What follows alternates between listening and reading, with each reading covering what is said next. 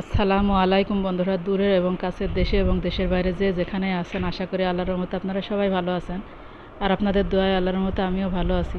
আমি সাবিনা, আমার চ্যানেল সাবিনাতে আপনাদের সবাইকে স্বাগতম। আর আমার চ্যানেল সাবিনাতে নতুন এক ভিডিও নিয়ে আপনাদের মাঝে হাজির হলাম। আজকে আমি বুনো বিলেতি ওল দিয়ে মুরগির মাংস দিয়ে রান্না করব। আর এখানে মশলা করে নিয়েছি, আর এখানে মুরগি কুটে ধুয়ে রেডি করে নিয়েছি, আর এখানে ওলটাও কুটে ধুয়ে রেডি করে নিয়েছি। তো কীভাবে রান্না করে আমার সাথে থেকে শুরু থেকে শেষ পর্যন্ত দেখতে থাকুন। বিলেতি ওল বললাম এই কারণে, এই যে ওলের ভিতরে দুই রকম আছে, একটা গাল চুলকায় আর একটা ওল আছে সেটা হচ্ছে গাল চুলকায় বলতে গাল ধরে না, ওইটা খুব ভালো ওল। তো সেটা দিয়ে আমি আজকে মুরগির মাংস রান্না করব। আর প্রথমে কড়াতে আমি তেল দিয়ে দিয়েছি, আর তার ভিতরে পেঁয়াজটা দিয়েছি, আর যে মশলাটা করে রেখেছিলাম সেটা আমি দিয়ে দিচ্ছি। মশলা করেছি এখানে আমি আদা, জিরা, ধনে আর শুকনা মরিচ, রসুন, এলাচ ফল আর হলুদ, লবণ, ডালচিনি সব একসাথে দিয়ে দিয়েছি। আর একটু পানি দিয়ে আমি ভালো করে মশলাটা কষিয়ে নিব।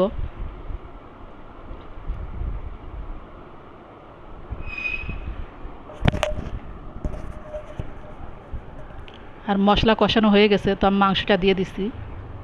আর ওলটাও আমি একসাথেই দিয়ে দিব, কারণ মাংস আর ওল দুইটা একসাথেই সিদ্ধ হবে।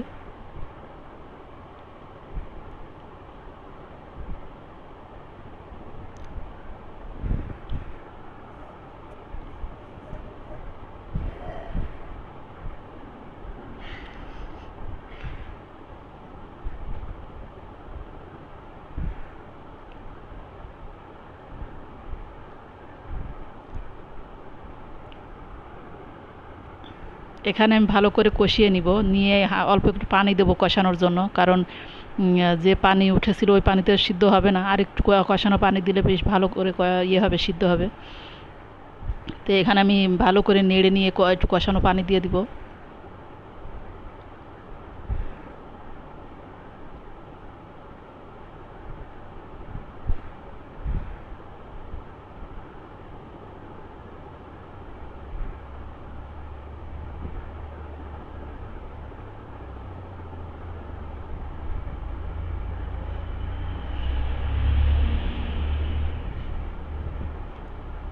কষানো পানিটা আমি দিয়ে দিছি, আর এখানে কষানো পানি শুকিয়ে গেছে, তা আমি ভালো করে নেড়ে একটু ঝোলের পানি দিয়ে দেবো। আর আমার চ্যানেলে রান্না যদি আপনাদের ভালো লাগে, তাহলে আমার চ্যানেলটাকে সাবস্ক্রাইব করবেন, কমেন্ট করবেন এবং লাইক করবেন, আর পাশে থাকা বেল আইকনটা প্রেস করে দিবেন যেন নোটিফিকেশনটা সবার আগে পেয়ে যান।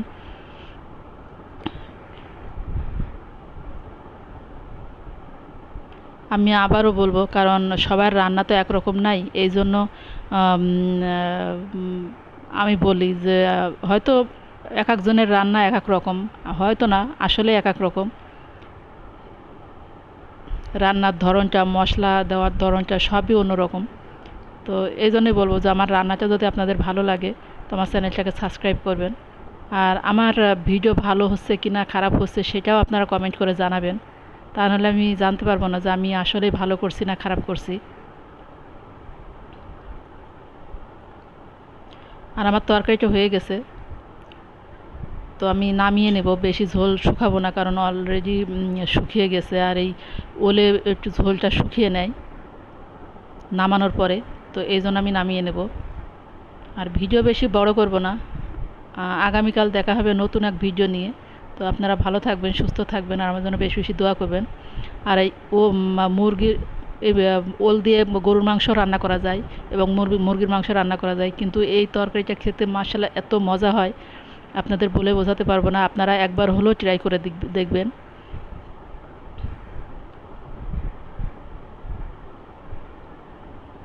আর এখানে আমার হয়ে গেছে, তো আমি নামিয়ে নিচ্ছি। কালারটাও অনেক সুন্দর এসছে।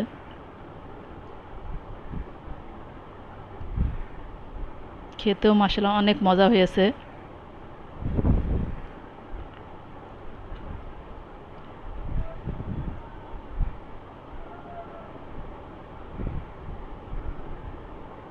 আর এখানে আমার মেয়ে খেতে বসেছে।